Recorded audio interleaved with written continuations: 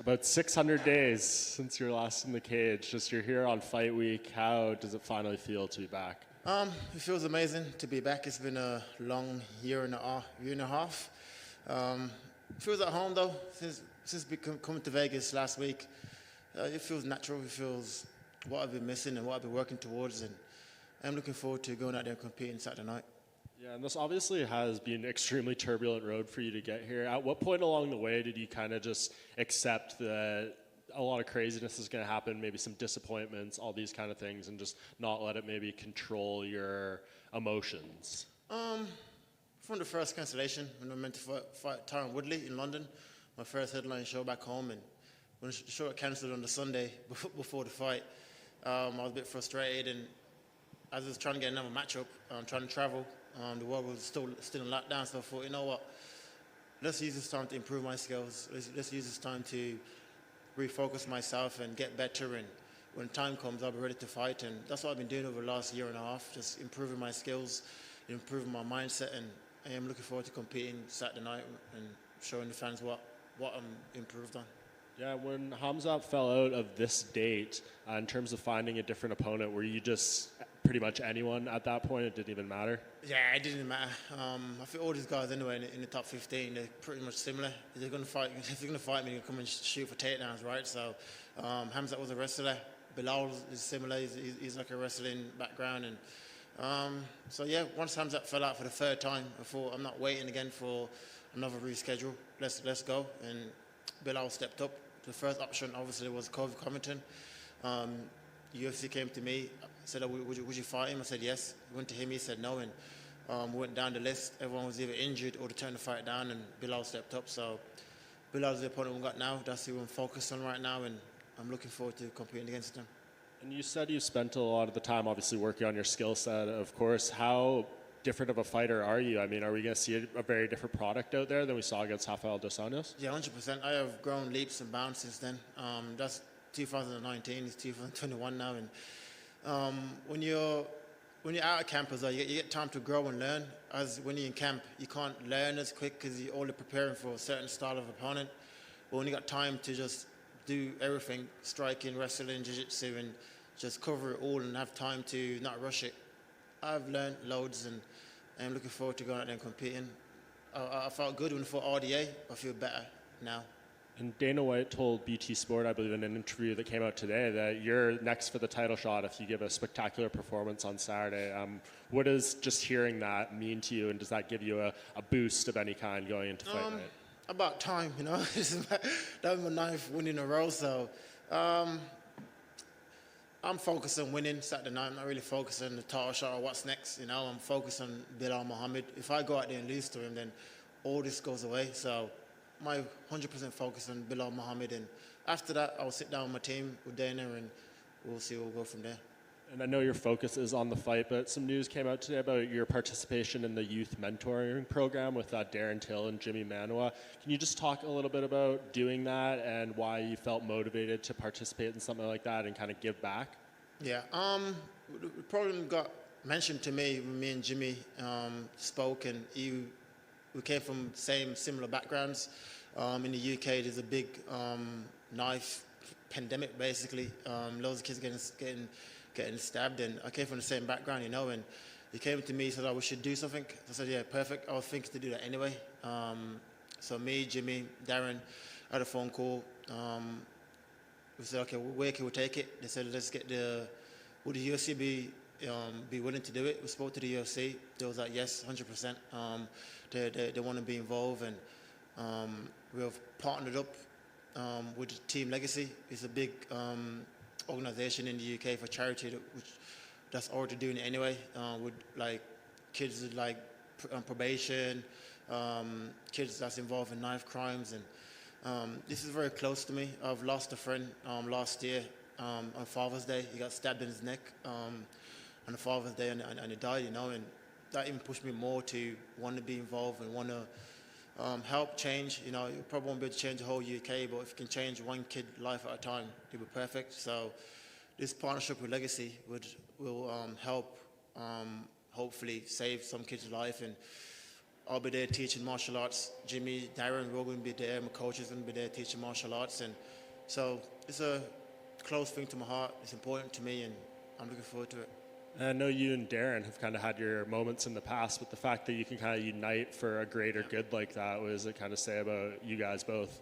Yeah, exactly. I think he'd been involved. He's been stabbed before, Darren, I think. So it means a lot. It means a lot for the UK to have the two biggest stars in the UK pushing this and trying to help back and trying to give back to the kids that came from where we came from. You know what I mean? So I respect Darren, and I think he respects me as well. Leon, just to continue on from this, what does your role in this exactly look like? Do you tell kids, like, look, you don't need to carry a knife, you can study martial arts, or do you just try and find them an outlet to put some rage into? What exactly are you trying to tell these guys? Basically a mentor. I'll be there on feet on ground, teaching the classes, talking to the kids.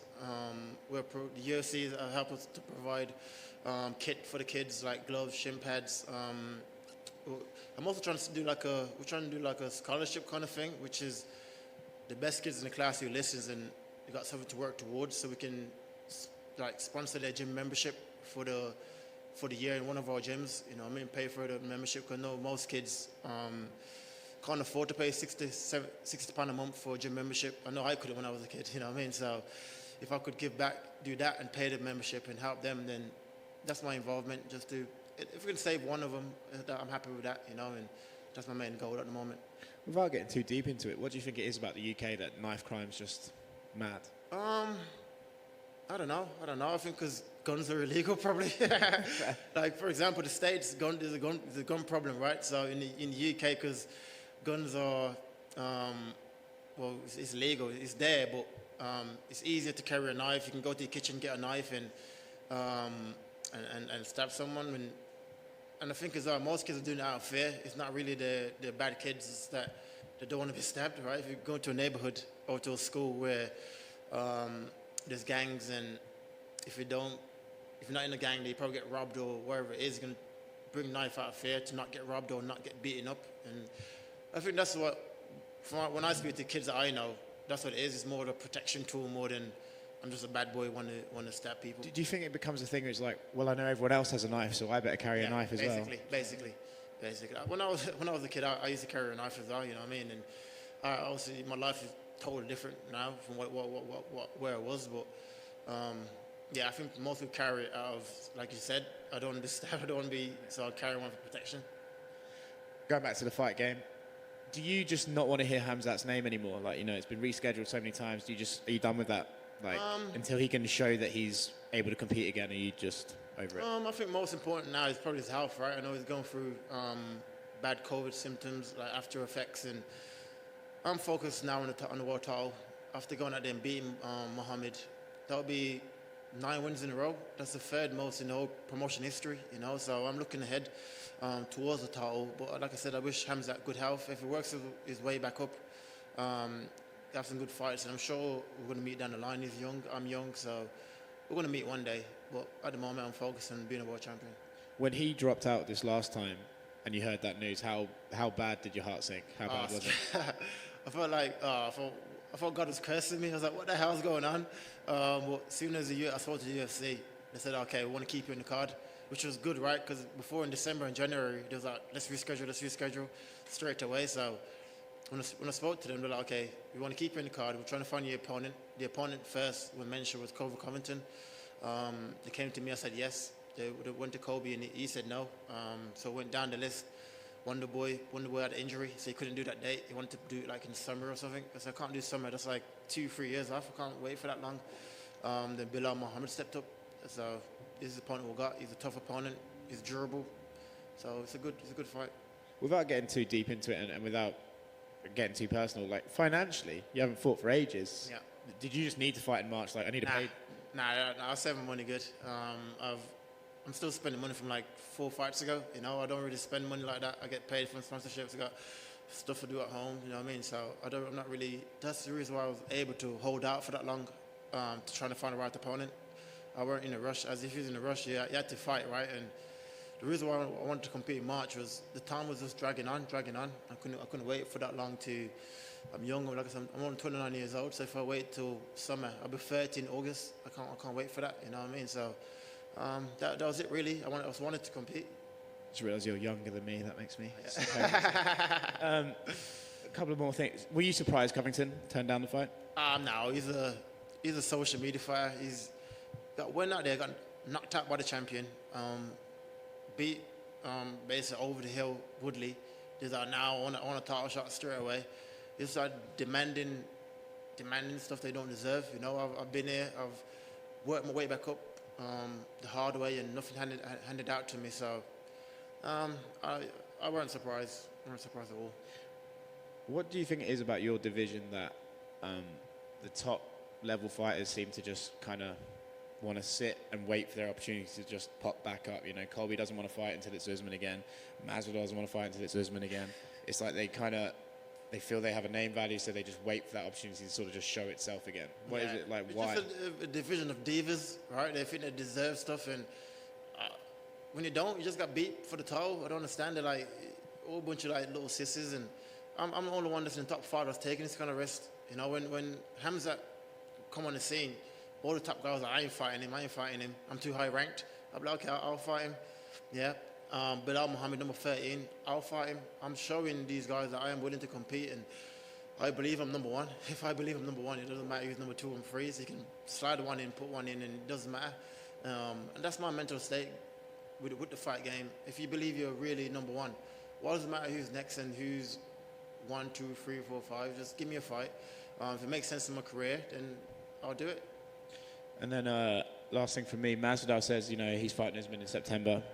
I don't think that's official yet, but it looks like they're going to do the Ultimate Fighter and then fight later in the year. Are you prepared to wait out for the winner of that? Because that might be next year before you get to fight again. Yeah. Or do you want to just get another one in, try and keep some momentum going athletically? Yeah, for sure. I'd like to fight summer probably. If they do make that fight, then I'll look to fight someone else. I'm not looking to sit out again for another year. So we'll see. Like I said, I'm focused on Belal Muhammad. I'll go out there, take care of business, look good doing it. Then we'll see. I know the fight ain't been made yet, so there's still options to slide me in there, you know, and so we'll see. It's the Colby fight. That's the one, right? Yeah. Just touching back on to the UK for one question.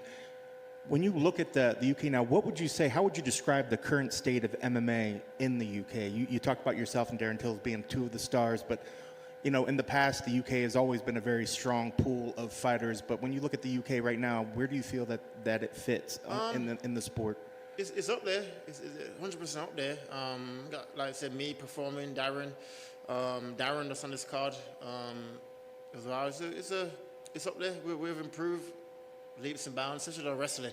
Back in the day, it was UK guys can't wrestle and blah blah blah. You know what I mean? So to have a guy like me going out there and out wrestling RDA and people like that, it proves to the world that we're up there when it comes to martial arts, and Saturday be another proving point again. I go out there, I'm going to beat Belal convincingly, stop him, and we'll keep rising from there. I'm looking to be the second world champion from the UK, and so I am happy with the martial arts in the UK. It's working for me, it's working for my team, so it's all good. And taking another look back at this time away, what has been the biggest challenge that you found that you forced yourself, that you faced? You talked a little bit about the financials and what you did to take care of that. Yeah. I think you touched on a little bit about the mental side of things and what you were doing. What was the biggest challenge that you sort of faced in this time away? Probably just not being lazy, right? Because it's easy to be like, I ain't got a fight coming up, I can just chill. You know, that's probably one of the biggest things. I got to give thanks to my coaches for keeping me in the gym, keeping me working, keeping me focused, and that's probably it. Really, not being lazy. With this year and a half, I've been in the gym every single day, been improving every single day, and I can't wait to show it. I felt great, like I said, when I fought RDA, and I feel better now. So I'm looking forward to going out there and fighting. And the last time you went in there, you fought in a big arena, and now you're going to be fighting in an empty room.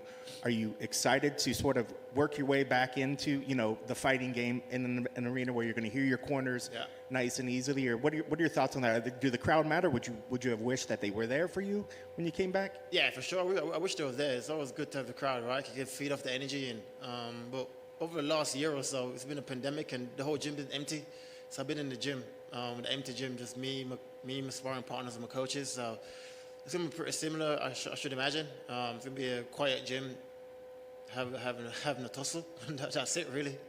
And then you touched on it a little bit earlier, but if you could just, again, break it down, looking at Belal, where is he dangerous? What sort of things are you really having to keep in your mind when you're going in there to fight with him?